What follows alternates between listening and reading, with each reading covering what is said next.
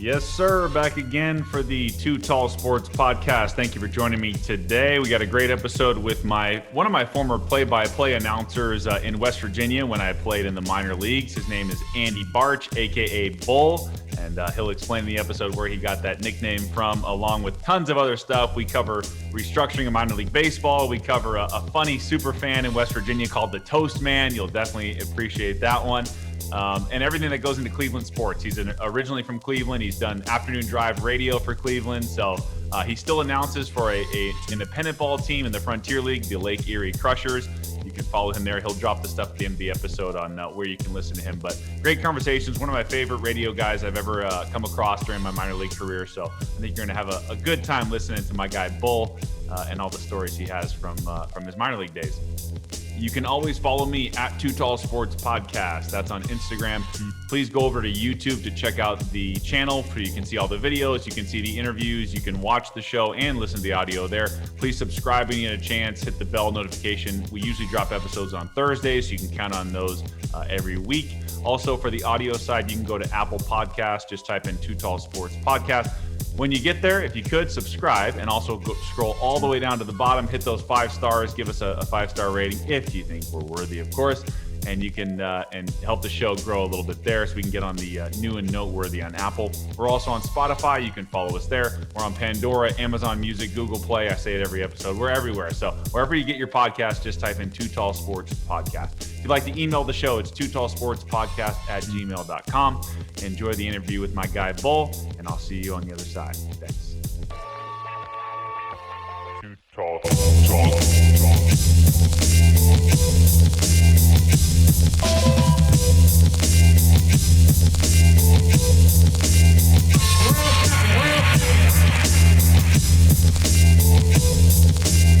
Going crazy.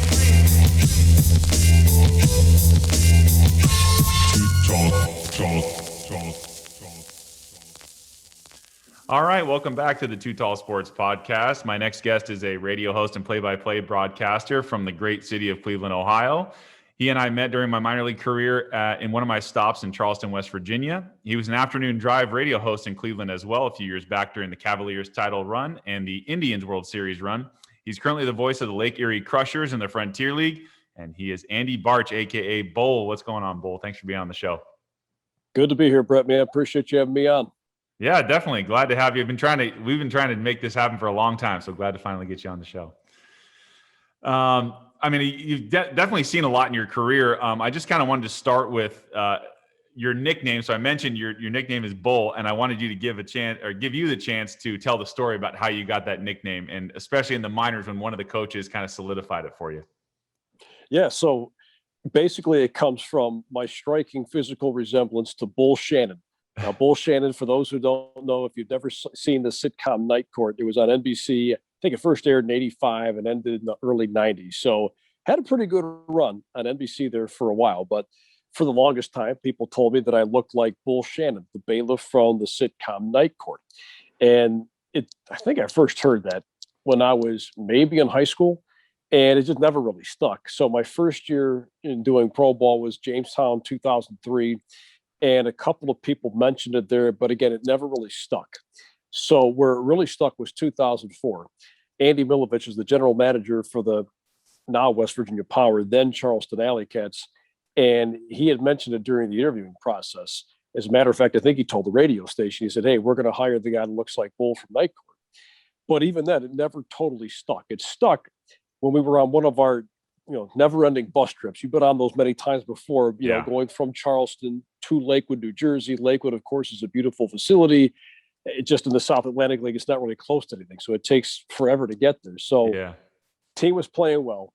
Everybody's in a great mood beginning of the year. And Kenny Joyce was the manager. And ironically, the West Virginia Power now in the Atlantic League, Kenny Joyce is the hitting coach for those guys now. But going back to 2004, when they were a Blue Jays affiliate, Kenny was the manager. So things are going well. Kenny's sitting there cracking jokes. He's looking at everybody on the bus, just kind of having a good time, keeping everybody loose.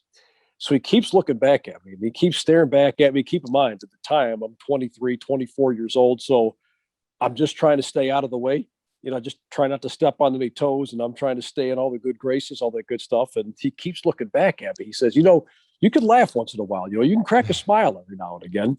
And he keeps looking back at me. Like, Kenny, why do you keep looking back at me? He goes, you told me your first name like 3 or 4 times, but all I could think about is Bull from Night Court. Anybody ever tell you look like Bull from Night Court? I said, yeah, Kenny, I've heard that quite a bit. As a matter of fact, since I moved out here last month, I've probably heard that 4 or 5 times. He said, I don't remember what your name is, but it doesn't matter. I'm just going to call you Bull from now on. And that was it. I mean, it just stuck from that moment forward. And nobody else really ever called me Andy the rest of that season. And I'm sure maybe I'm not giving the city enough credit, but I think there are a lot of some of the hardcore fans in Charleston that if you ask them, hey, do you remember that radio guy back in the late 2000s? If you said, do you remember Bull? They would say, yeah, absolutely. If you said, you remember Andy? They would probably say, who's Andy? Yeah.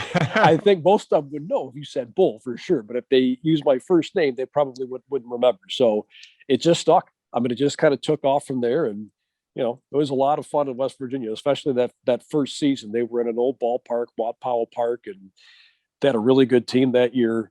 And then, of course, next year they switched affiliations and they went to the Brewers. Ryan Braun played on that team that year. The following year, they had a great outfield with Lorenzo Cain and Michael Brantley. And there were some really good players that ran through Charleston when I was there. Yeah, definitely. And honestly, going back to your nickname, I totally forgot your name was Andy too before I talked to you again. So I thought you were Bull also, man. It stuck. Yeah. That was great. Well, I mean, all those bus trips you and I took together, Yes. I think, nobody ever took the time to tell you like what my first name was because I think because you joined late in the year, right? You were traded from the D-backs, right, over to the Pirates. Traded from Mariners to the Pirates. Mariners, yeah, that's right. Yeah. Mariners to the Pirates. So, I mean, it was one of those deals where when you got there, I think they probably just told you, hey, that guy 2 or 3 rows back, that's Bull. That's the radio guy. Because I'm sure whoever told you probably never knew my first name anyways. Yeah.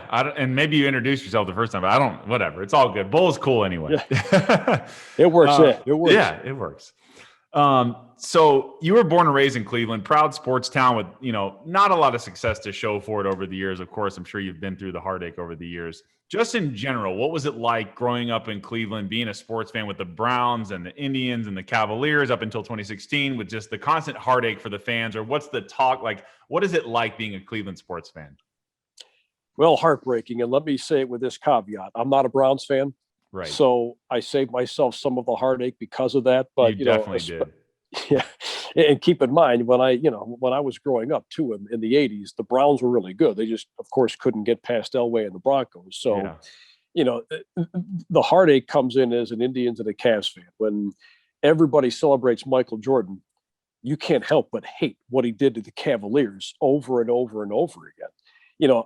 To this day, I still haven't watched The Last Dance. And I refuse to watch that documentary because I feel like I lived most of that. I feel like I had my heart ripped out of my throat, several times. Michael Jordan was destroying the Cavs on a nightly basis, it seemed like. So I didn't feel like going back and watching that miserable experience all over again. Hard to argue with how great Michael Jordan is, but I don't want to relive that. Sure. Are you kidding me? When I was 12 years old and he hit that shot over Craig Elo, I still have nightmares about that. And then he did the same thing a couple of years later, the last year in the Richfield Coliseum. It was called the Shot 2. People forget about that because they all talk about the one he hit over Elo, but he did it again a couple of years later.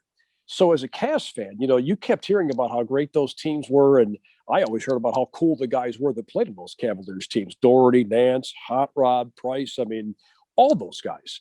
And, I kept hearing like those guys had such a great rapport with the entire community. Like it wasn't unlikely to see those guys out and about in the community. Like these guys would just walk up to a playground and they would play pickup games with members of the community. People loved those guys. So it wasn't just that you wanted the Cavs to win because they were your favorite team.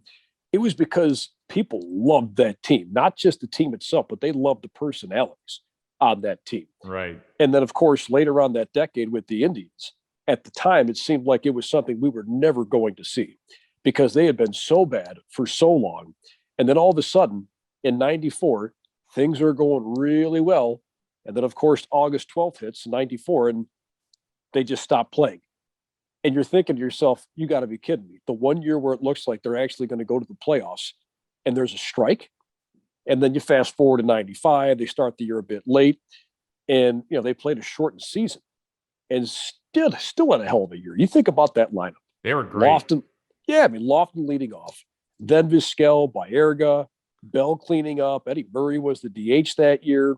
And then, I mean, you look at the last half of that batting order, Tomey, Ramirez, Paul Sorrento playing first base, Sandy Alomar, who of course was an all-star a few times in his career. He hit ninth in that lineup. And it still blows me away that those teams never won a World Series. Of course, they came close a couple times. Yeah. But I mean, that's where the real heartache sets in, because I thought for sure, as loaded as those teams were, 95, I think we were all set. Oh, they're going to win this year, right? Because you can't really find any flaws. I mean, the starting pitching was pretty strong that year, but the strength of that team, that lineup 1 through 9, we didn't think there was any pitching staff in baseball that could shut the Indians down. And of course, they ran into the Braves and lost in 6 when you're talking about Maddox and Glavine and Smoltz. And, I'll never forget Dave Justice off Jim Poole, game 6. Yeah. It's a 1-0 game, and they just, in most cases, good pitching beats good hitting. And that's exactly what happened there. And the team they took to the World Series 2 years later in 97, on paper, that team I thought was worse than what they got to the World Series with in 95. And they almost won that thing. It was 97 hurt worse than 95, because 95 was almost like you were just excited that they were there, right, even though you still kind of expected them to win it all because that year was just so magical, all those walk-off wins. But in 97, that stung worse because you lost to a team that was, 3-4 years prior, an expansion team? Marlins. Yeah. Marlins, yeah. And it just seemed like they had it. Like the way that game was going, I thought they had it. Of course. Was that the Jose Mesa? Yeah. Well, Jose Mesa gave up the tying run, and then Charlie Nagy gave up the winning run in the 10th inning. It's just, I can still remember watching that game and just feeling my heart sink at the end of it. So, yeah, there was a lot of heartache there. And that 97, I think 97 even hurts worse than 2016. Okay. Wow. I mean, yeah, in 2016, you guys had a chance again. Of course, the Cubs, who never win anything, they are the ones that have to take it. So I guess if it was a team to win, I guess it could be the Cubs, because they're in the same boat as you guys. Sure. Oh, yeah. Well, and the fact that they were up 3-1, that stings too. But you know what? Look at the pitching staff. I mean, yeah, they had Miller, they had Cody Allen, they had Shaw. But outside of Corey Kluber, I mean, who else could they really rely on in that starting rotation? I mean, I think his arm probably felt like jello. Yeah. Pitching at the beginning of game 7. He was wore out.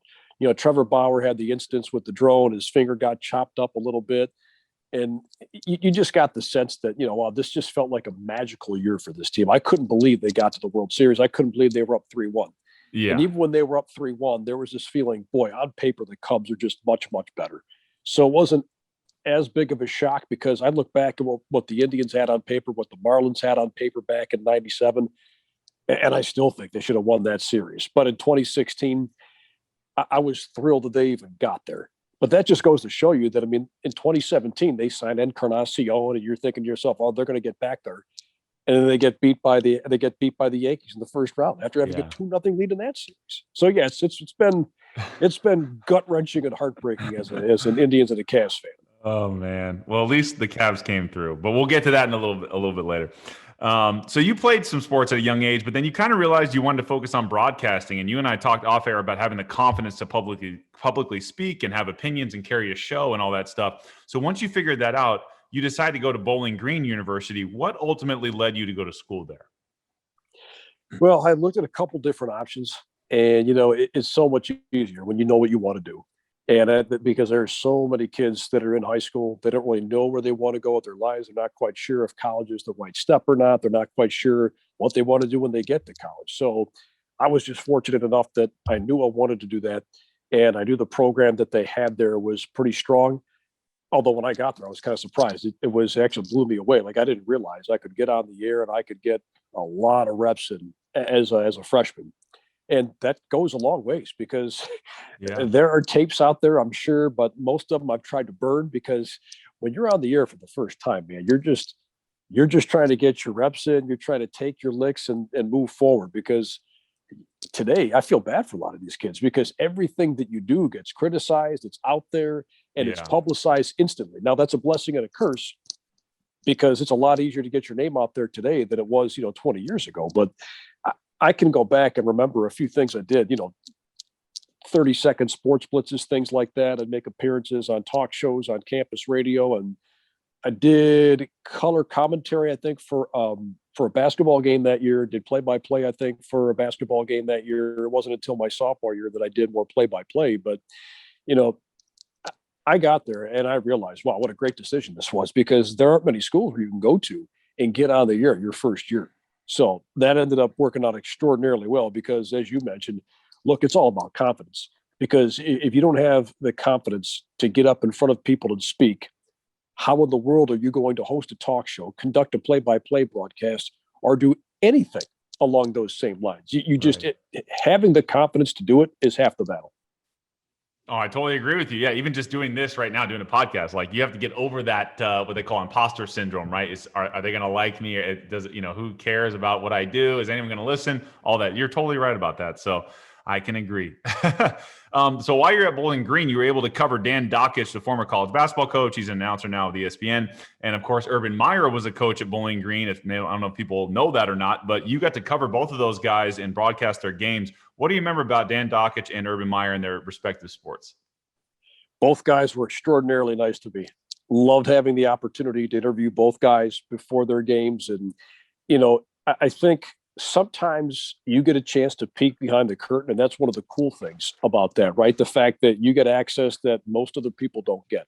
So both guys treated me very, very well. And, for Urban Meyer, that was his first coaching gig. That was his first head coaching gig at Bowling Green. And, campus radio, right? I don't want to say you're a cheerleader, but you're allowed to get away with a few more things when you're doing campus radio than you are if, you're working for the flagship station. So yeah, we kind of let loose a little bit. We went wild with some of the highlights and things like that. So there was a game they played against Northwestern. It was back in 2001. This was a game that wasn't on the original schedule. Of course, that was when 9/11 went down. They were supposed to play Lou Holtz's South Carolina Gamecocks that year, which would have been an interesting matchup because Urban Meyer coached under Lou Holtz at Notre Dame. But, 9/11 actually happened that week. So they canceled the game against South Carolina. And this Northwestern game in Evanston, Illinois got put on the schedule as just a late addition. I got lucky enough to draw the play-by-play for that game. And it ended up being one of the best football games I've ever had the chance to call. So Bowling Green was down 14 with like 5 minutes left. They came back and they didn't quite tie the game. And here's why. So with less than a minute left, they score a touchdown. They're down by 1. And Urban Meyer says, we didn't come to Evanston to tie this thing up. We're going for 2. He ran an option end around to a wide receiver who ended up having a very good career at Bowling Green, but he was a high school quarterback. So they run the option end around to him. And as that's going on, you're thinking, boy, what a brilliant call, because, Northwestern probably has scouted this kid. They know what he's all about. They've seen him on film. They know he's got the ability to throw. So as a defender, you see that, you probably freeze and think, wait a minute. You can't just attack him like you would any normal receiver. You've got to at least stay on your heels for a second because he might throw. He keeps it, runs it in. They get the 2-point conversion, and they're up by 1. And then 3 plays later, Northwestern throws a pick, and the game's over. So they pull off this monster upset. And I was just lucky enough to be on the call. I had the play-by-play for that. So that's when I first learned that Urban Meyer was actually using our play-by-play call, our highlights, and he was using them in recruiting videos, which I thought was really, really cool. So, we got a chance to know each other pretty well through that. And then, Dan Dockich as the men's basketball coach, I love just going into Dockich's office and just hanging out with him and sitting down and batting the breeze with him for a good half hour. Now, Dockich had a reputation for being pretty intense, and so did Coach Meyer, but they were very different in the way they went about their business. So with Coach Dockich, I'd walk in, and like I said, he always treated me very, very well. He would always welcome me in. He was, hey, Andy, come have a seat on the couch. So I'd sit down on the couch, and we'd sit there, we'd watch SportsCenter for a few minutes. And again, we'd just kind of sit there and talk, and then we'd get rolling with the interview. And it was such an easy interview too. I mean, there are some coaches out there that just don't like that whole process. You've got to come armed with 15 questions in order to get 5 minutes out of them. Right. I could ask Coach Dockich 3 questions. Next thing I knew, I had 10 minutes, and it was gold.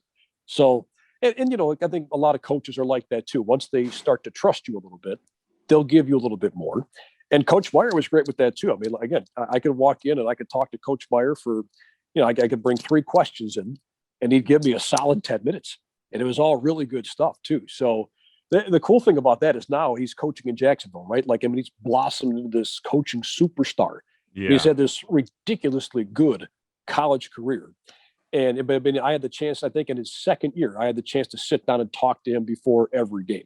And that was a really fun experience, just to have a chance to kind of sit down and talk with him. And, you and I were chatting before we started recording about the two different personalities. You would ask Coach Dockage, hey, Coach, how are the wife and kids? And he'd tell you everything about his kids and his wife, what they were up to. And you ask Coach Meyer, they're good, because he was all business. He was all business. I mean, he was so focused on football and totally changing that Bowling Green football program, which was not in the best of shape when he took it over. But man, were they good after he left it. I mean, actually, to put this into perspective, the year he left, the program was left in such great standing that they actually brought ESPN College Game Day the year after he left, to give you an idea as to just how much better that program was after he left. Wow. That's hard to do at Bowling Green, man. He turned it around. I mean, he totally turned it around. It was an amazing 2-year turnaround. Wow. No, that's awesome. Good. That's cool. You got to be a part of that when you were younger. So you were able to grow as a broadcaster in Bowling Green. Then you had two opportunities after college that kind of came your way. I know it was a struggle for you to find those, but tell us how you ended up going to Charleston, West Virginia to start your minor league baseball play-by-play career, but you did have another option as well. So what was that? So for about 3 months after I graduated from college, this is back in the day before you could just email, a lot of guys today, and I admire them for doing it, because a lot of these kids today, they're so resourceful and they're great at what they do. They know how to put a nice positive image of themselves out there, and they've got resumes on their website. They've got their SoundCloud link up on their website. I mean, they've got all of their work in a single URL. And it's crazy for me to think about just how much simpler that is now. As a guy who interviews, kids every single year for internships with the Crushers, it's amazing to me, like, how that whole process is streamlined.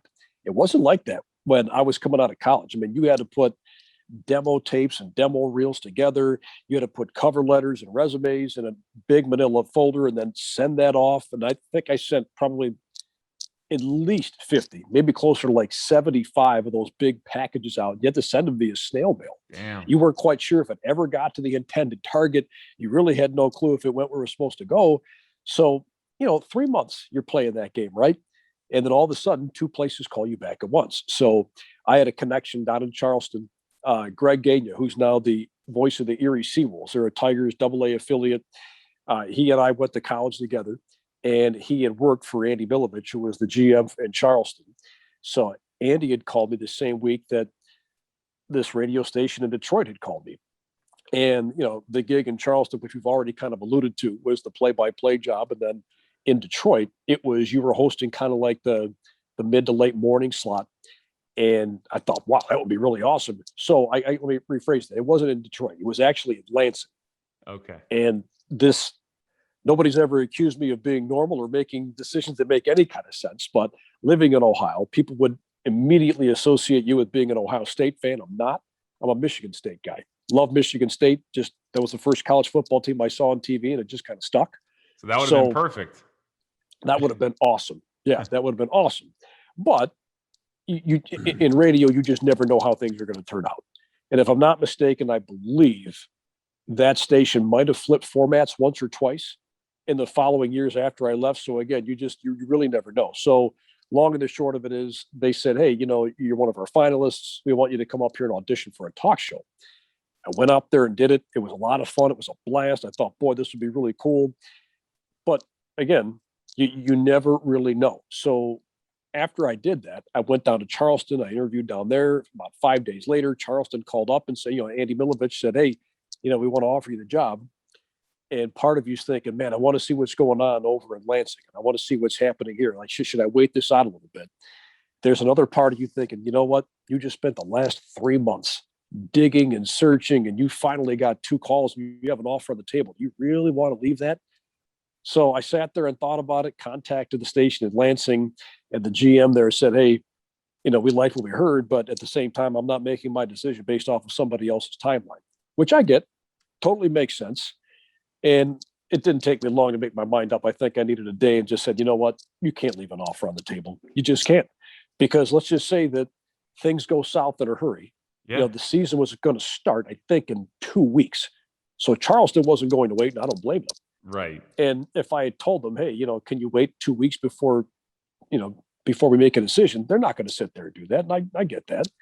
So, the rest is history. I ended up going down to Charleston, and it ended up being a phenomenal decision. I love my time down there. And, the weird thing of it is, of all of the reps that I got when I was in college, I did a ton of play-by-play for football and basketball. I did a little bit of baseball. There really wasn't a ton. Yet here we are 20 years later, and I've lost track of the amount of baseball games that I've done between, college and pro and high school now too. So, I mean, I've done a ton, and it's just weird how it worked out that way. No, it's awesome that you did, because I was going to mention you and I met in 2009 when I got traded. We talked about it a little bit earlier when I came over from Seattle to the Pirates, and I was there in West Virginia in 2009. And you and I had a great relationship, just even interviews or not, just off the field, on the bus, talk sports, whatever. We were always great. So I wanted to ask you, how important is it for you as a broadcaster to have a quality relationship with the players that you're covering, especially in a long baseball season, and having the trust of these guys that you're covering? Yeah, it's got to be organic. It can't really be something that's forced. And that's something I try and stress, anytime I'm talking to a younger broadcaster. It can't just be something that you try and impose upon somebody, because then it's not natural. It won't feel that way to, whomever it is, whether it's a player or if it's a coach or if it's a front office member, whomever.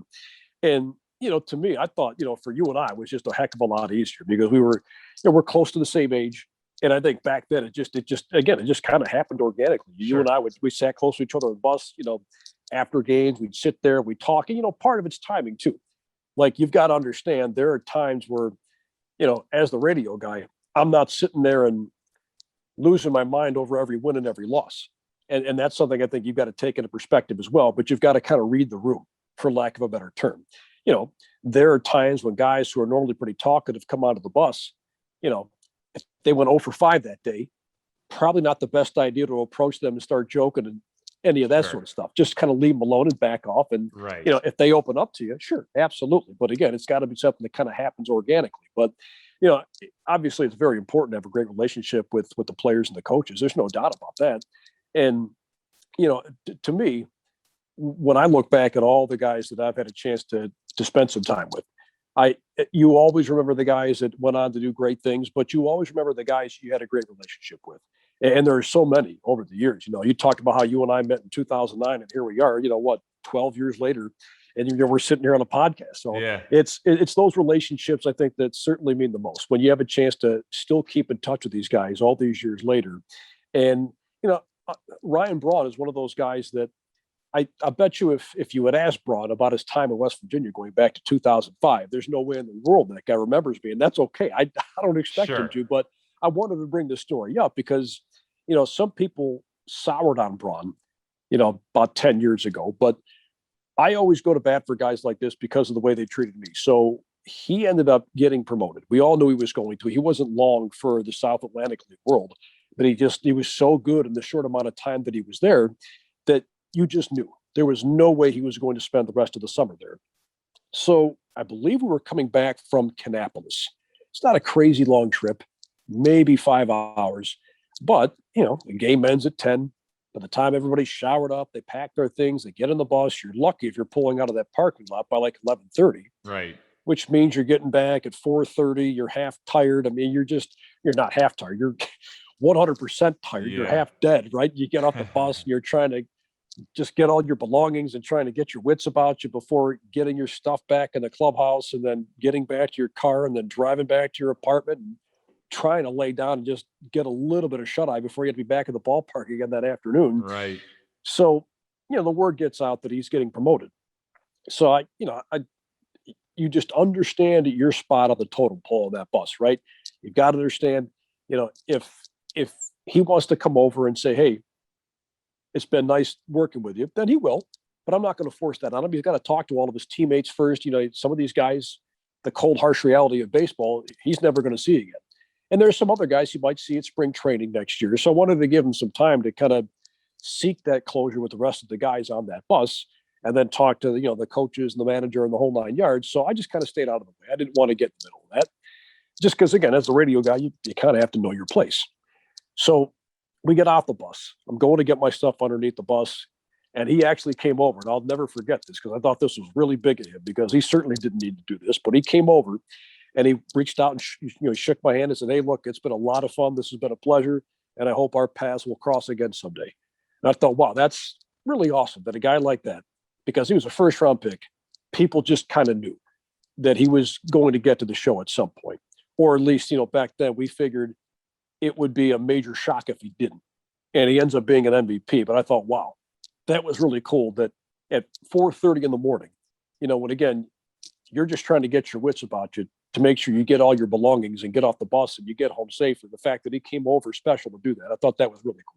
Yeah, no, you remember those kind of interactions. So you've seen a lot of guys come through the system over the years. So those are the good ones you remember. Of course, we've got to talk about the most notorious person in Charleston, West Virginia. His name is Rod Blackstone, a.k.a. the Toast Man.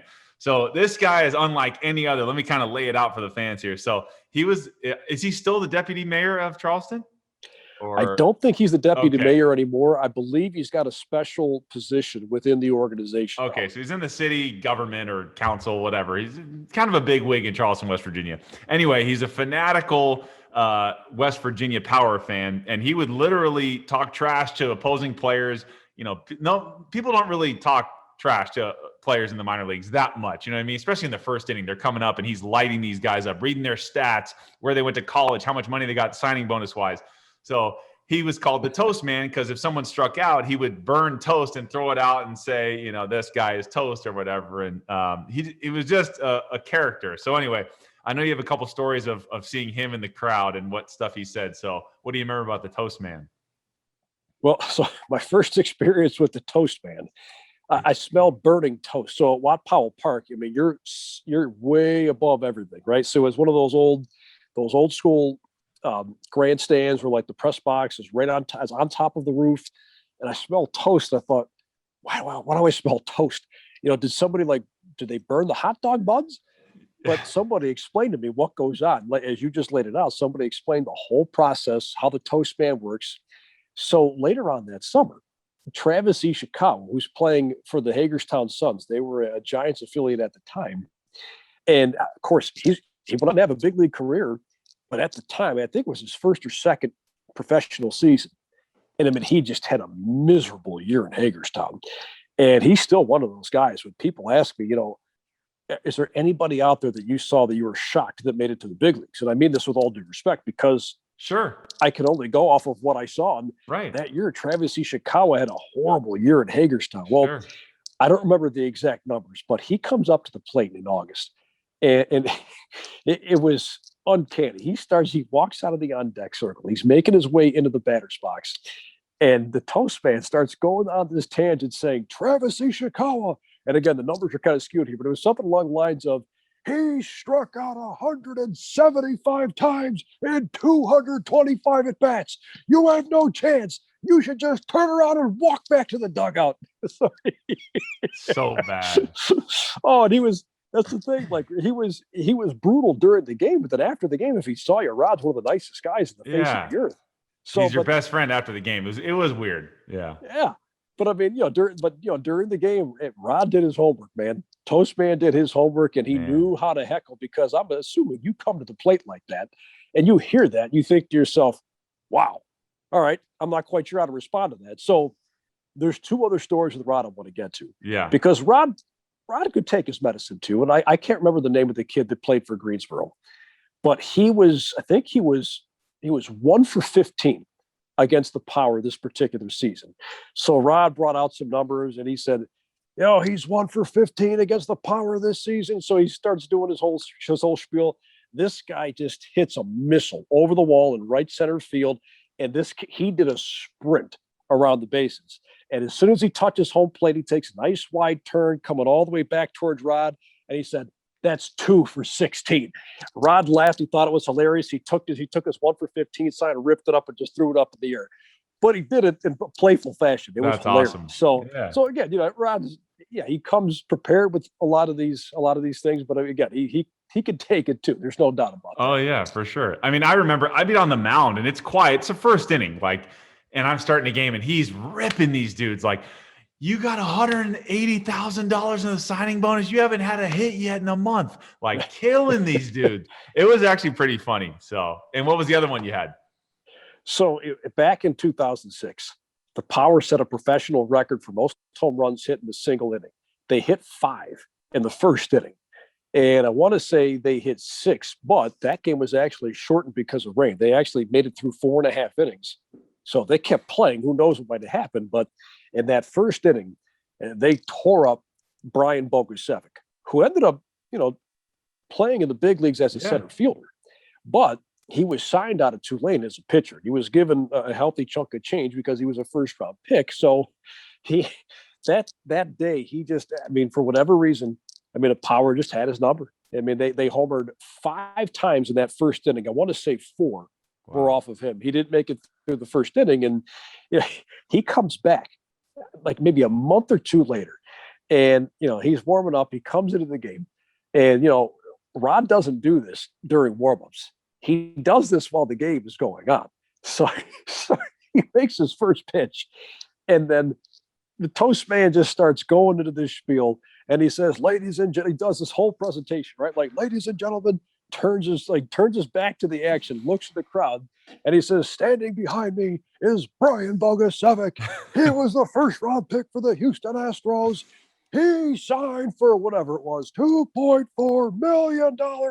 And when he pitched here back on May 8th, he gave up 4 home runs and didn't make it out of the first inning." So then he finishes up with, "When I say Houston, you say we have a problem. Houston." And the rest of the crowd just erupts and "We have a problem." Always. That is awesome. Yeah. Oh my God. He had good nicknames too. Like for me, mine was tough, but so my last name's Lauren. He would say, when I would strike someone out, he'd say, "Lauren, you're out." That's what he would say. Yeah. And then if you remember, we had a guy, Kyle Morgan, his last name is Morgan, so he'd go, "Captain Morgan." Yeah. Oh my God. He had some good ones, man. The only other one I remember is if a guy went to Penn State, he'd be like, "You're lying like a Nittany. You're lying like a stupid name." Anyway, he would do this session called Cheers and Beers.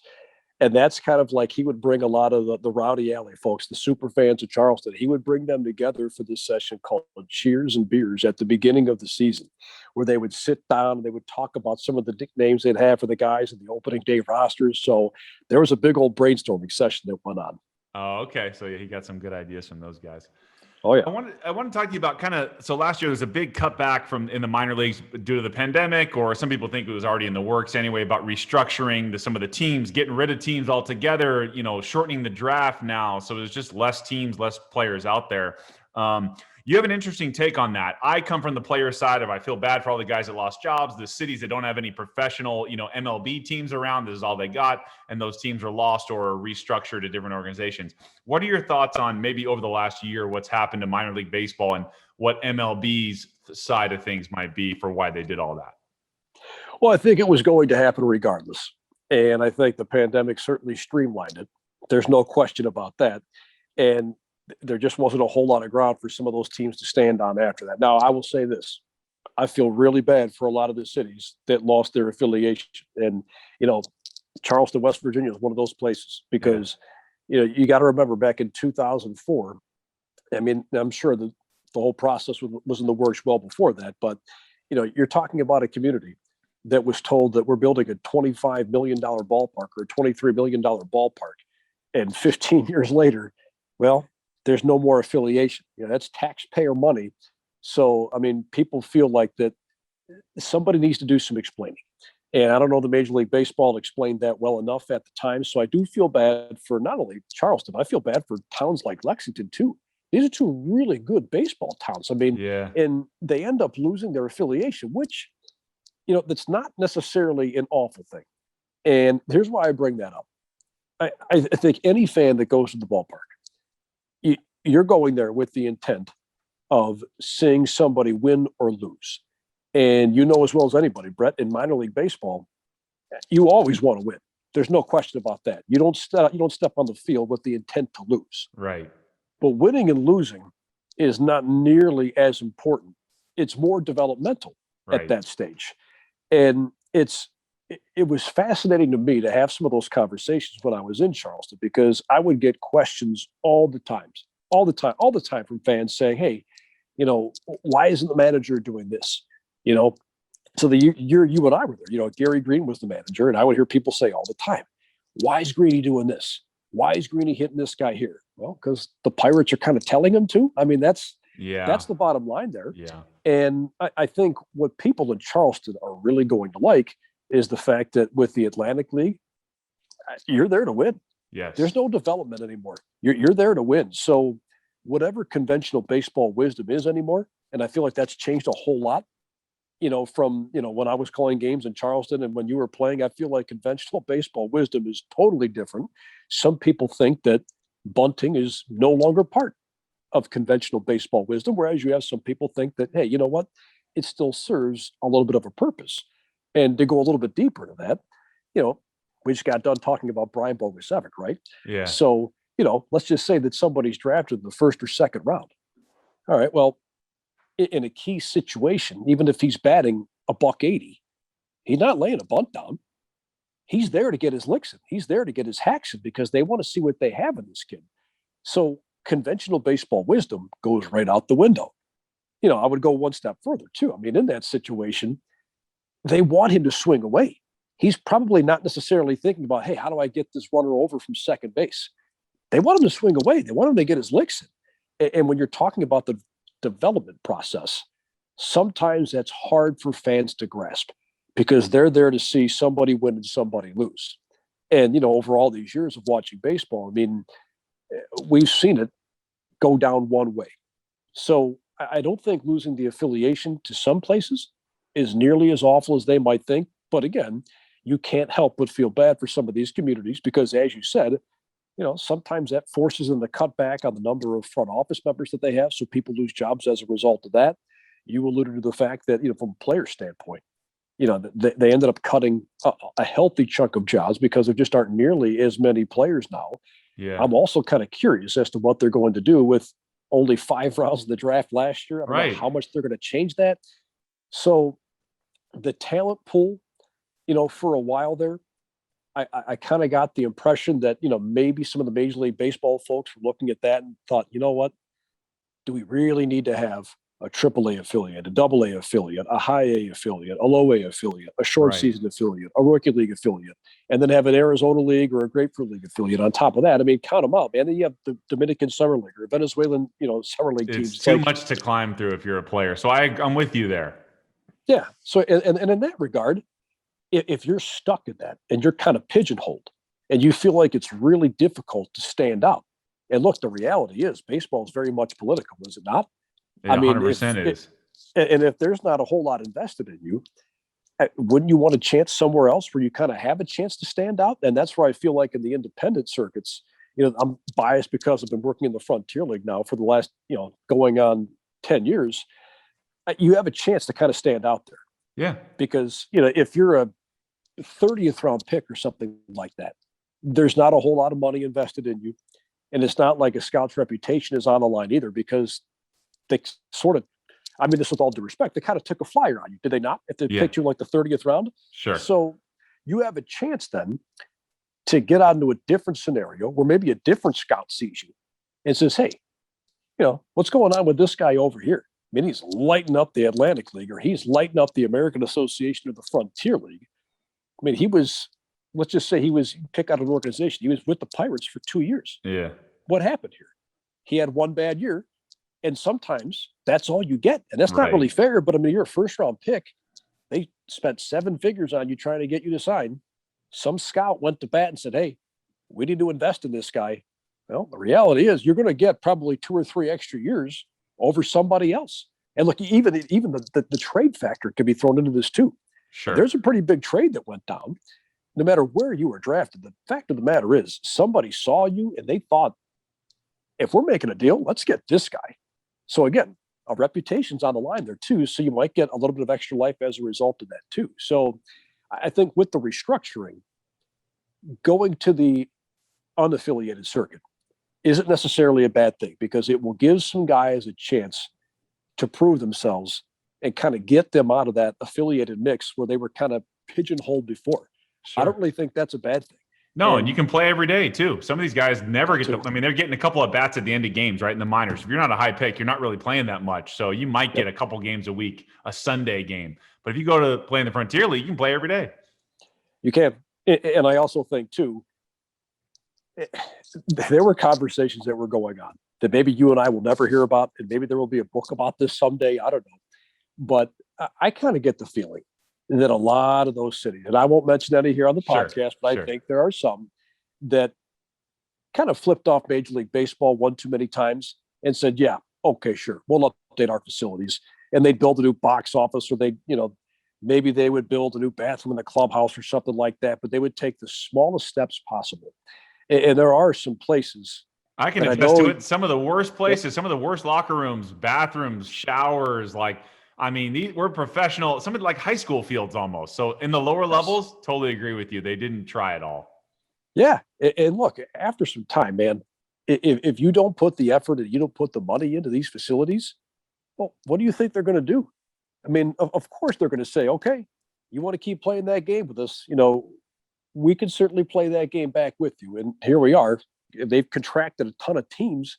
And a lot of these teams have found new homes, and that's great. But I think for a while there, and I mean, look, again, I mentioned I wouldn't say any cities, but there were some cities that, on those bus trips you and I took, and 12 years ago, I'm sure that you got to some of those places you thought, you got to be kidding me. This is low A. I played in better ballparks in the short season. And I'm sure there are a lot of guys that thought that too. I mean, and it's not just, I'm not going to sing off the South Atlantic. Like, I'm sure there were a lot of other leagues too, for sure, where you had facilities like that. I'm sure there were double A facilities where guys got there and thought, you kidding me? This is double A? But I'm sitting here shoulder to shoulder with the guy next to me. You can only put two dudes in the shower at the same time, and it's freezing cold in here. It's like, I think for the longest time, there were some facilities that needed to be upgraded. And I think Major League Baseball, I don't know if they told them tactfully or not, you guys need to upgrade these facilities. And maybe they weren't so tactful in that regard. But I think after some time, certain people start to say things, right? Like when the stars of the game start to say, hey, man, I'm glad I'm out of there. We need to do something about that, because I don't want the next big thing coming up through the ranks and having to worry about walking around in a 200-year-old clubhouse and having to think about the last time he got a tetanus shot because he rubbed up against the lockers. So, I mean, I think it was a long time coming for certain places that probably deserve to lose the affiliation. Yeah. But again, there are places that I think lost it that probably should not have lost it. And again, Charleston is the first city that comes to my mind. I feel terrible that they lost their affiliation. But again, I think they're going to find that in the Atlantic League, where every single night wins and losses certainly matter, and it's no longer developmental, I don't think they'll mind it so much. I think you're right. As a fan perspective, totally agree. Because even for kids, you're going to see, the pro players, and hopefully they win. But you're right. You're rooting for winning instead of just rooting to see, oh, this guy might come through our affiliate or whatever. I want to move past a little bit so you were in West Virginia for a long time. You were at a small Division III college called Notre Dame College, not the real Notre Dame, but a small Notre Dame. And then you got maybe a dream job for you in 2016, the afternoon drive in Cleveland radio, right after the Cavs won the championship and the Indians were on their way to the World Series. So I want to ask you about that specific time period. You finally get the afternoon drive on the radio. What was that like for you? Oh, it was awesome, man. It was awesome. Yeah, just a really cool experience. And for all those years working in radio in different facets, I was doing play-by-play. I never really hosted talk shows much, but I always wanted to do it. And, the opportunity popped up. Tim Alcorn, who's the voice of the Cavaliers now, he was the station manager at the time. And he mentioned to me that they've got this new afternoon drive program coming up. And I thought, wow, that would be really cool. So, I just went through the process and ended up being fortunate enough to get the job. And, for me, that was the ideal scenario. I mean, here you are. It's a small station, west side of Cleveland. They're an Indians affiliate. They're a Cavs affiliate. So you get some access there that, a lot of times you won't get at other places. So that was really cool. So my last year there, I actually had the chance to do a spring training game. So the Indians do this thing every year. Didn't do it this past year for all the obvious reasons with the pandemic, but shortly before the pandemic, went into full tilt, they had Indians Radio Week, which was like a dream come true, because of all the years I've worked in baseball, I had never been to spring training. So I was so excited just to kind of finally see what it's all about. And I remember hearing that, hey, they're doing Indians Radio Week, and Tim Alcorn had just gotten the Cavs job. And I remember Jim Rosenhaus, one of the voices of the Indians. He and Tom Hamilton are the Indians radio team. And I remember Rosie calling up and saying, hey, with Alcorn gone, is the station still going to have a presence at spring training? I thought, well, I don't know. I'm not quite sure if that's a question I can answer. So, about a month or two later, I come to find out, the station still wants to do it. And they said, if we're going to send anybody, we're probably going to send you down there. I thought, okay, cool. So, I get in touch with Rosie, and Rosie said, hey, here's the way we do it. Tim can kind of fill you in on the details, but, we have X amount of affiliates that come down here. It's Indians Radio Week. We give you guys access to players, coaches, front office members. It's all done in the morning, before these guys really get going with their workouts. And, one of the coolest parts, and I guess I could argue the coolest part about that whole trip, was I had the chance to do the broadcast with Rosie, I think my third or fourth day in. So I had a chance to do a big league spring training game. And man, that was cool. I mean, just to have the opportunity that year to sit down and talk with, you name it, with the Tribe. I had a chance this is, of course, before the pandemic, but Shane Bieber went on to win the Cy Young that year. So right. I had a chance to talk to Bieber in the locker room. I had a chance to talk to Franmil Reyes. God, he is a house. If Franmil was on the Too Tall podcast, you guys would set some sort of record, man. He is a giant. Somewhere out there, there's a picture of me standing next to him, and I'm not a short guy by any means. So he towers over me. Yeah. So it was fun to talk to him, and I had a chance to talk to Tito too. That was really cool. So there were a lot of really awesome interviews that I had access to, and then of course doing the game with Rosie was just a blast. So we had all kinds of fun with that. That's awesome that you finally got to live out the dream of calling a Tribe game. So that's really cool that you got to do that. Speaking of the Tribe, when Trevor Bauer was there with Cleveland, he had the infamous game where he got pissed off and was getting taken out of the game, and he chucked the ball from the mound over the center field wall, which everybody freaked out about, and he got traded right after that. You were at it might have been still called Jacobs Field at the time. You were there, and the following day. So what do you remember about the whole Trevor Bauer incident, and of course where he is now? Yeah. So the crazy thing is, people love that guy up here still. They love that guy up here. And for a while there, it seemed like he was kind of an acquired taste. Some people didn't like him at first because of his antics, but they really learned to love him. After all this time, you're thinking to yourself, boy, you never know what you're going to get with this guy. Yeah. I have no problem with Bauer. I kind of like Bauer. And I know, again, he's not for everybody. He's good for the game, though. He is. He's great for the game. And I think if you ask most younger fans in this area, most of them would tell you that they love Bauer. Now, the Indians got a haul for him. And this happened so quickly after he threw the ball over the center field wall. And people were shocked that they got as much as they did for him. Well, look, Bauer's gone on to have a very nice career after he left the Indians. But you think about what they got in return. They got Franmil Reyes. They rented Yasiel Puig. Logan Allen, I know he had a bumpy start to the season. Scott Moss also came over in that trade too. And Scott Moss is a lefty the Indians feel pretty good about. They really hope that he'll end up in the starting rotation. Could happen as early as the end of this year. Although with the way the back end of that rotation's performed recently, it might happen a little bit sooner. Yeah. But the Indians got a haul. They got an absolute haul for him. So we were actually there doing a pregame. I believe this was 2 days after that trade was made, if I'm not mistaken. And, we're talking to some of the guys up in the press box. And one of the things they brought up was, the Indians did this because, number one, you can't turn down a haul like that. And they thought, maybe that would attack the depth of the starting pitching a little bit that year. But in the long haul, think about it. You got two arms in Allen and Moss. And right off the bat, you look at that and say to yourself, okay, those are two guys I think that are looked at as maybe they're not top 3 or top 5 prospects, but in their respective systems, I think they're both like top 10. So you're refueling the system with arms. You get Reyes, who's under control for a few more years, and that's a big bopper the Indians needed in the starting lineup badly. And then, of course, they rented Puig for a couple of months as a result of that deal, too. But I think the concern was, after a guy does that, What do his teammates think? Right. I mean, they may not be so quick to just forgive him for doing something like that. Yeah.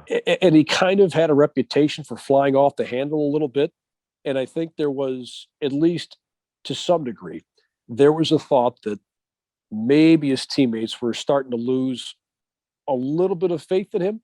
Not that he couldn't perform, but sometimes when you're dealing with a guy like that, it becomes a little bit uneasy. And I think that there was at least some train of thought in there about how, you know what, we don't know how these guys are going to respond the next time he goes out there. And I think when you do something like that, people start to think, man, it's cool that he shows emotion. And it's cool that he goes about this game the way that he does. And I think he gets a lot of younger fans really excited. But if you're playing with a guy like that, how does that go over? Sometimes you like playing with guys like that because they bring so much raw emotion every fifth day.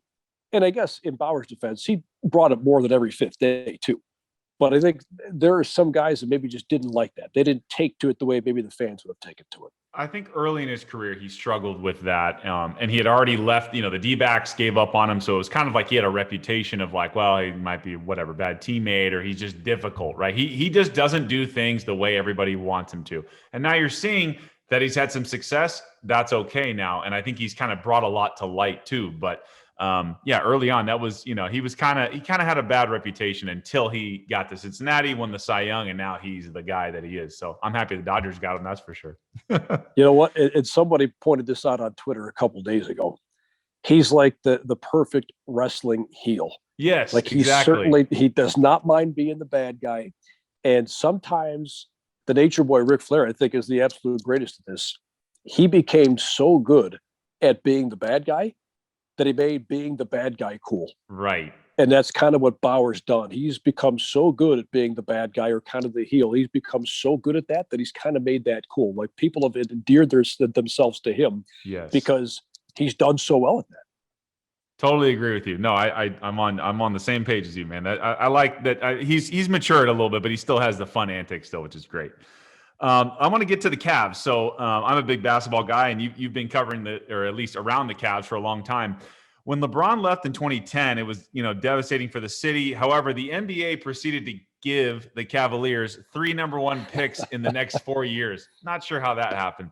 I mean, you and I kind of talked off air about the NBA draft being rigged. But what was it? I wanted to ask you about when LeBron left. I mean, the decision, all that stuff. And I only asked just because you're from Cleveland, so you're a huge Cleveland sports fan. So what do you remember about the decision and those next few years after LeBron left, and then ultimately when he came back? I think at the time, so we're going back 11 years here, and I think I had actually just moved back that winter before. So at the time, it didn't really hit me. I was at my nephew's birthday party when, the decision was going on. So it's like, it was the first time I had a chance to actually spend my nephew's birthday with him in years and years and years, actually, but it was the first time ever. So like the decision didn't hit me at first, but then the next day it kind of hit you like, oh my God, you look at that Cavs roster and it's like, this is what we're left with. Like, this is, oh man, just such a punch to the gut when you see those names on that list. Yeah. So you kind of knew. And I mean, we can't forget about the fact too, that, LeBron had just left. So of course they were good. They didn't have any good draft picks. They were going to draft pretty low. So, Kyrie comes in the next year, but even with Kyrie, there just weren't enough parts around him. And he's young. And he's young too, right? So, I mean, and at the time too, he didn't play a ton at Duke, right? Because he had, was it he a only played injury, 12 games or something. 12 games, and he that's still right. went number 1. So, I looked at that and I thought, man, oh man, this is going to be rough. This is going to take the Cavs a long time to kind of get back to some degree of respectability. And look, it's not just the Cavs. Anytime you lose a star, it's not like in the NFL where you can say, okay, well, we got to go rebuild through the draft. In the NBA, it's not like that. There's 2 rounds in an NBA draft. It's hard. And if you don't get a star, chances are this rebuilding process could go on for not only years and years, but decades and decades. I mean, they're in better shape now, I think, than they were the first time that he left, because the first time he left, again, there was that first year, but they didn't even have Kyrie. Yeah. And then they got lucky with Tristan Thompson too, with that 4th overall pick. And, I think he's been tremendously underrated in his career. I mean, that guy's... He can rebound a little bit, but he's not really an offensive, go-to guy. No, he's one of the best offensive rebounders I think I've ever seen. Yeah. And, that's being very specific, I know, Right, but right. No, he that's was, all right. I think he served his purpose for the Cavaliers for sure. Sure. No doubt about that. And, then they go on and they get Anthony Bennett. And we know how that turned out, but they Sure. kind of coupled him with Wiggins, and they traded him to get Kevin Love. And, that's great at the time. Now Love is in his early 30s and he's making a lot of money. And, people don't think too highly of some of his antics when he's on the floor. He said, apologize for some of that, but I think that could be a peaceful divorce this offseason, but probably a different story for a different time. But when LeBron left the first time, I think there were a lot of people around here that, when it comes to Cleveland sports, you just assume the worst. So a lot of people thought, okay, he's leaving, he's gone, just mentally prepare yourself for that. But I don't think it actually stuck until that next season started. Like, oh my God, we're back to where we were back in 2002 before LeBron got here. Like, this is what we're looking at now. So it was tough, man. When he left, that was rough. It is crazy that, I mean, he always says the kid from Akron, right? But just the fact that like a Cleveland guy like him or, an Ohio guy could bring the Cavs a championship. It is as much as, I mean, LeBron sometimes bothers me and his antics and his flopping and all that stuff, but it is cool that he lived up to the hype, number one pick, and delivered a championship to a city that desperately needed it. So, and that was right when you went on radio after that. So I'm sure the buzz was, I mean, what do you remember about when the Cavs won the championship?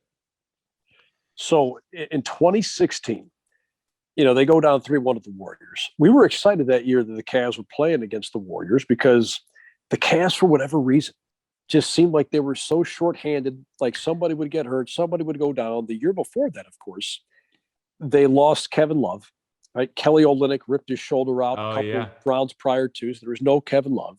And then Kyrie, I want to say the first or second game of the finals, he ended up going down. Yeah. In game one, if I'm not mistaken, he actually had one hell of a game, but then he did. I can't remember the exact injury off the top of my head. So the rest of that series, LeBron was just amazing. Somehow pushed that series to 6 games. So I think everybody around here was very excited that the Cavs were going to get a second shot at the Warriors. This time they'd have a full deck to play with. And when they went down 3-1, I think immediately the negativity comes back into the front, the front of your mind, right? Like, oh my God, here we go again. They're going to lose. But I was at game 3. I've got that ticket stub somewhere. Oh, that's awesome. Boy, what an experience, man. That was something else. Now, just being in the arena when they were down 2-0, you're thinking, okay, they kind of have to win this because you go down 3-0 in a series, it's not must win, but if you go down 3-0 against a team like that, you're done. Chances are, you're done. So they kind of had to win that game.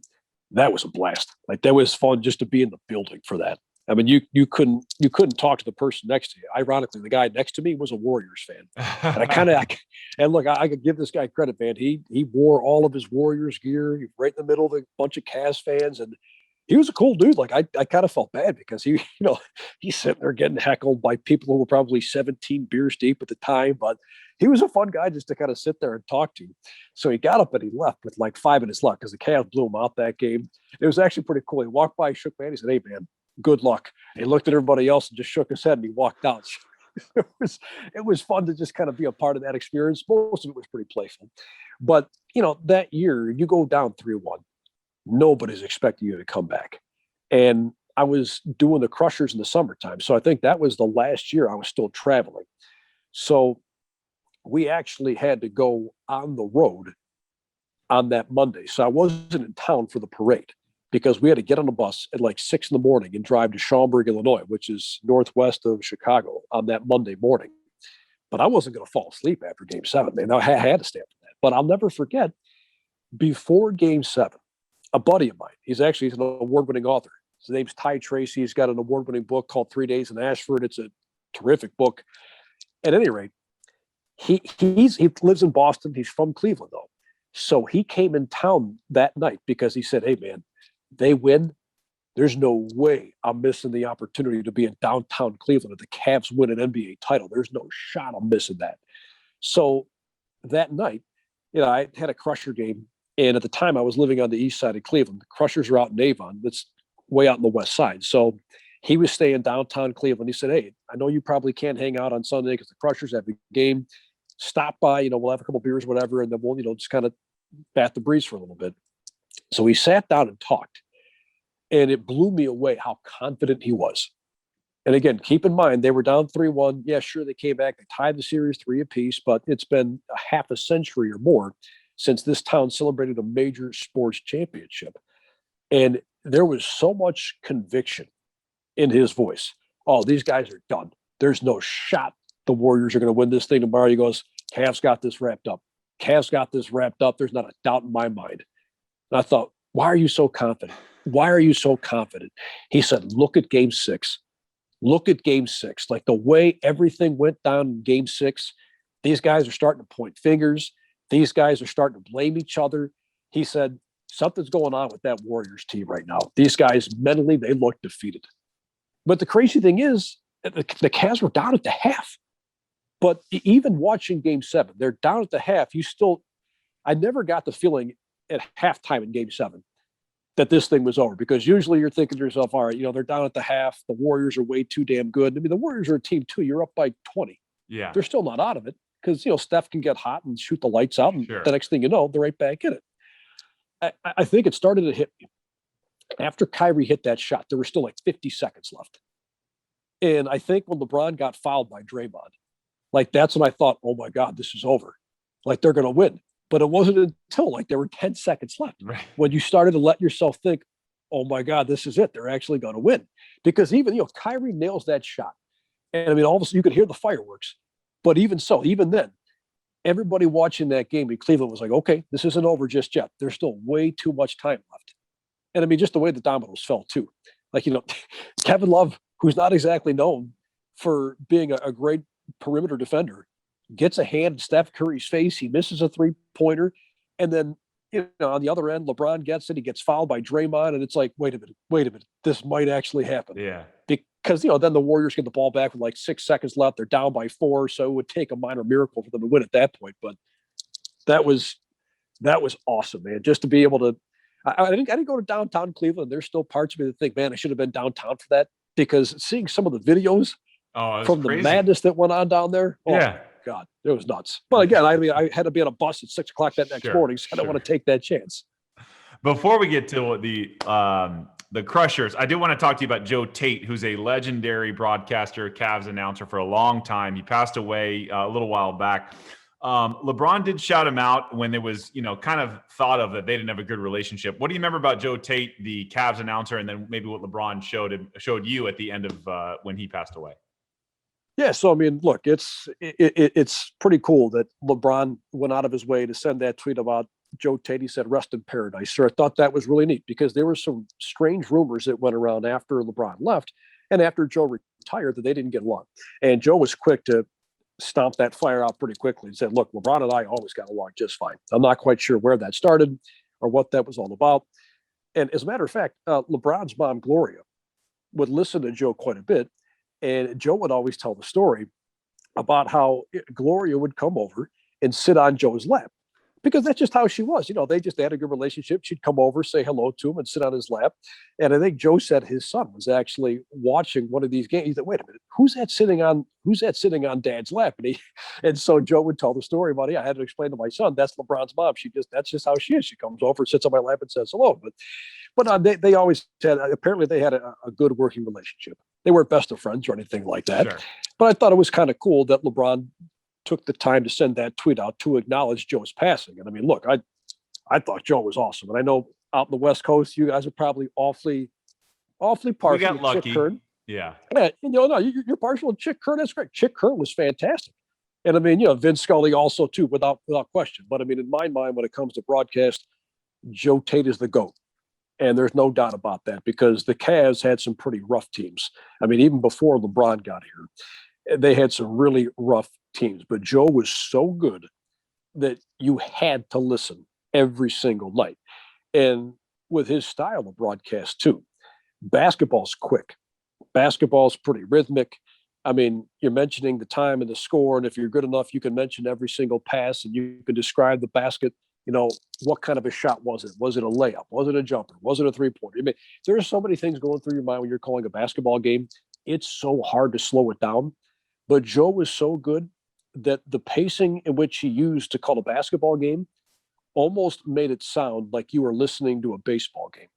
Like that's how good he was. He could slow the action down to the point where you didn't feel like you were being rushed, the information or the description. Joe was just that good. And I was lucky enough to have the opportunity to work with Joe on a few different projects at WEOL. And I had a chance to call a Crusher game with him. It's been about 10 years now. And, one of the things I loved about Joe is if you weren't doing something that Joe liked, or if maybe you weren't the best at your craft, Joe would find a tactful, honest way to tell you that maybe you should change things up a little bit. So I always appreciated Joe's honesty. And there were a couple of times where, Joe and Tim Alcorn were great friends. And there were times where Tim would call me into the office and say, "Hey, I got Joe Tate on the phone." And, Joe with his voice would say, "Bull, I listened to that Avon Lake Midview game last night. I thought you were outstanding." And I'm like, "Oh my God, this is amazing." Joe Tate actually listened. The first time he ever listened to a game that I did, it was a 6-0 game. Crushers were losing the game, lost the game 6-0. Well, anyway, Joe and I called the first few innings together with Tim. And Tim had just said, "Hey, call the last couple of innings. I'll take Joe home."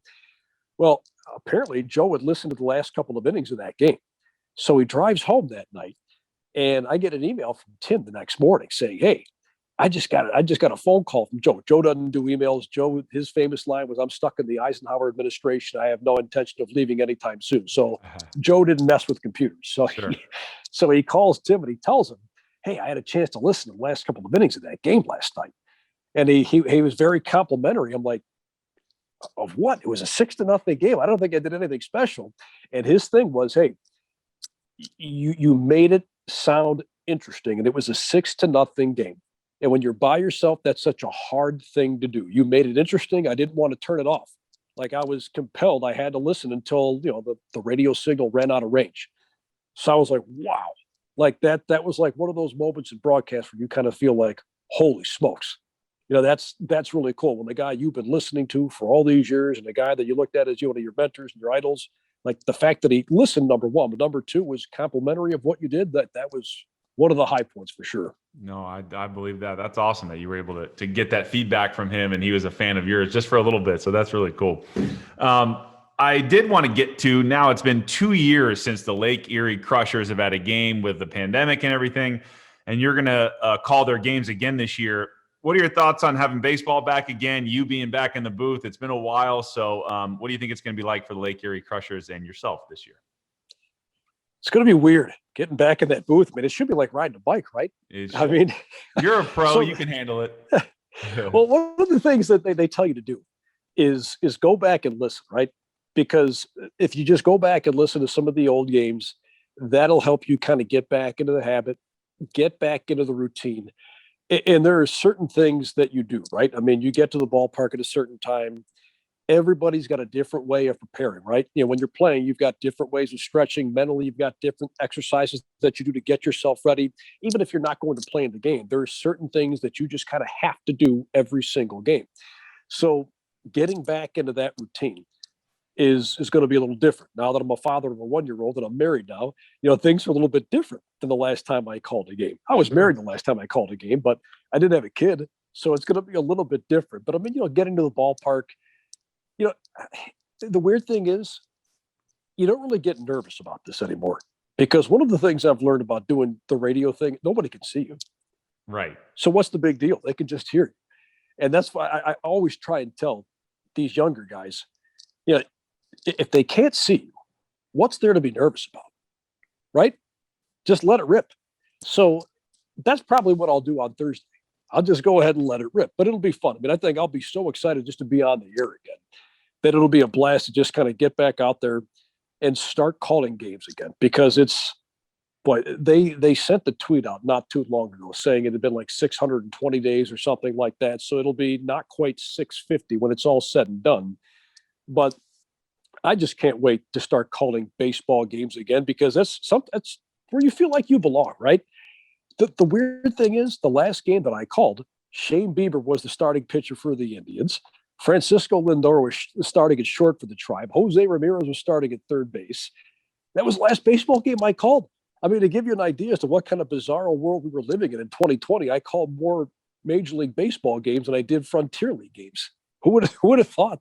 I mean, just what a weird year that was. So I'm anxious to get back out there and just get going again. And, with the Frontier League going through so many different changes, I mean, they added a lot of different teams. It'll be interesting to see how things look this year. Now, here in Ohio, they mentioned that June 2nd, they're going to lift all of the restrictions. So for the first homestand, the Crushers will have limited capacity. I think they're operating at like 30%. But then starting June 2nd, they're going to operate as if it were 2019 all There over. you go. Right. So it'll be different. It'll be a lot of fun, I think, just to kind of see the fans back in the ballpark again. I think we've gotten so used to having to go places without masks that it's almost like weird to go into a place without a mask again. Right. So Right. I'm like conditioned to seeing these ballparks empty. Now you got to get used to kind of dealing with the crowd noise and all that good stuff again. So it'll be fun just to kind of be there and, do the best you can to capture the atmosphere that for those that can't be there. It'll be a blast. And again, I'm looking forward to getting started again. And I don't know what they're going to look like. They've got a new manager. The roster turnover from 2 years ago is just gigantic. They're only bringing a few guys back. So I have no idea what to expect on the field, but that's the fun of this, right? Yeah. Expect the unexpected. Exactly. So if somebody wants to listen to you out there, where can they find the Crushers games or follow you and or any social media or websites or anything like that? So if you go to LakeErieCrushers.com, they've got the linkage up there. Now, the Frontier League this year is going with a different streaming service. They're going with Vimeo, so there's video on top of our audio, and it's FrontierLeagueTV.com. That's the website to go to check that out. Vimeo is the streaming provider for the entire league this year, which will be kind of cool. Where we're situated in the ballpark, we're up the third baseline, so you don't always get the best vantage point when it comes to balls and strikes. So having a monitor in that booth will be really nice. Because we're up that third baseline, we also can't see that left field corner. So it'll be nice to have 3 cameras working as well. So it'll make our lives a little bit easier. But yeah, and I'm also at the Rule of Bull on Twitter too. So you want to follow me there too. I do only the home games. Again, now that I'm a family man, it's kind of tough to travel all over again. Getting in at 6 a.m. and staying at hotels where the Frontier League's improved this over the years. But sometimes you run into places that aren't so nice where you got to pull out your flashlight and make sure you check for bed bugs or whatever. That's the thing, man. You've been through this before. You know how this works. Everybody thinks that you're living this glamorous lifestyle because you're playing baseball. You're working in baseball. Well, I mean, look, man, you're staying at hotels sometimes that you probably wouldn't stay in if you had the choice. Yeah. And you're getting in at 7 a.m. and you're trying to stretch out your per diem. You know what I mean? You're trying to wear out the vending machine sometimes just to make sure you can get the most bang for your buck. It's, Right. It teaches you how to be resourceful, if nothing else. That is very true. Well, I wish you the best of luck. Thank you for being on the show with me and have fun getting back in the booth this year, man. It's great to catch up with you. Yeah, thanks, man. No, this is awesome. Like you said, when we started here, it's been a long time coming. I think we've been talking about doing this for a year now. So appreciate you having me on. I feel like the pressure's on, man. The last few you've had, you brought in some high rollers, man. So the bar was set so incredibly high. I just hope I can sort of meet that. You definitely lived up to the hype. I appreciate it. I'll talk to you soon. Thanks, Brett. Appreciate it. My thanks to Andy Barch, a.k.a. The Bull. Hope you guys enjoyed that episode. Lots of great insight and minor league stories, especially with the Toast Man. I think he's just one of the most fanatical people I've ever seen at a ballpark. So funny stories and great to catch up with my guy, Andy Barch. So thank you to Bull. Hope you guys enjoyed that again. Please follow him. He's announcing games all summer for the Lake Erie Crushers. It's a Frontier independent ball team. So if you guys like what you heard, you can follow him along there or on Twitter. He dropped his handle at the end of that episode. As always, you can follow me at Too Tall Sports Podcast. That's on Instagram. You can follow me on Twitter at Too Tall Sports. Check out our YouTube channel, Too Tall Sports Podcast. Subscribe, hit the bell notification. We drop episodes every Thursday. Please check us out. You can watch them there on YouTube, obviously. On the audio side, if you want to listen just audio, it's Apple Podcasts. Just type in Too Tall Sports Podcast. You can check us out on Spotify too. When you're on Apple, if you could leave a review, hit the 5-star, whatever you want to do to help out the show, that'd be awesome. And share with a friend if you like what you hear. You can also check us out on Google Play, Pandora, wherever you get your podcast. You'll find us there. Just type in Too Tall Sports Podcast. Once again, Instagram at Too Tall Sports Podcast. Hit me up with a DM if you like the show, like what you hear, or want to do a feature, or you want to hear some different things, what kind of episodes you want to hear. I'm open to feedback. So hit me up, Too Tall Sports Podcast. I'll see you next week for another great episode. Have a good day.